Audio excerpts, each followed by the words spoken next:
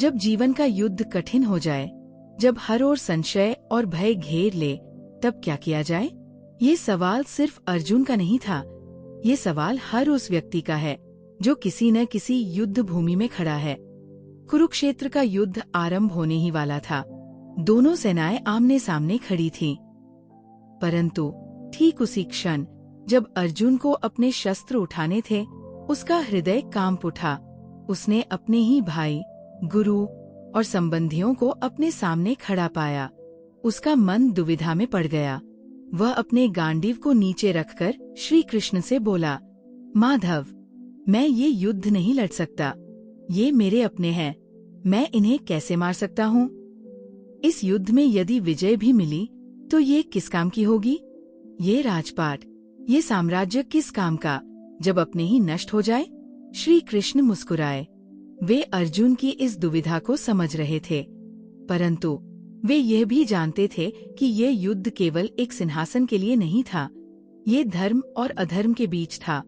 उन्होंने अर्जुन से कहा, हे पार्थ, तुम ये सोच रहे हो कि ये तुम्हारे अपने हैं, परंतु क्या तुमने सोचा कि यदि अधर्म विजयी हो गया तो समाज का क्या होगा? यदि सत्य और धर्म का नाश हो गया तो आने वाली पीढ़ियां किसे अपना आदर्श मानेंगी?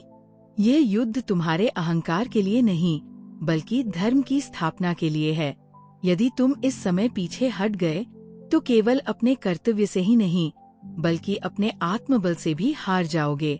कर्म किए बिना फल की चिंता क्यों? कर्म करना तुम्हारा अधिकार है। फल की चिंता ईश्वर पर छोड़ दो। आज अर्जुन की ये दुविधा सिर्फ उसकी नहीं, बल्कि हम सभी की है।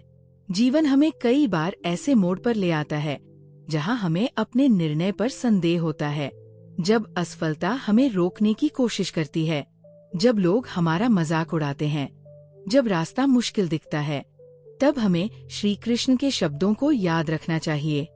कर्तव्य से पीछे मत हटो, संशय को त्यागो और आत्मविश्वास से आगे बढ़ो। धर्म के रास्ते पर चलो, परिणाम की चिंता मत करो। निष्कर्ष, उठो, जागो और कर्म करो। अर्जुन ने जब ये सुना तो उसका भय समाप्त हो गया।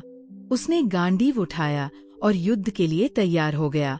अब सवाल यह है, क्या तुम अपने जीवन के युद्ध में अर्जुन की तरह हिम्मत रखोगे?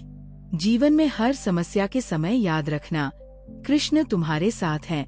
बस तुम्हें अपने अर्जुन को जगाना है।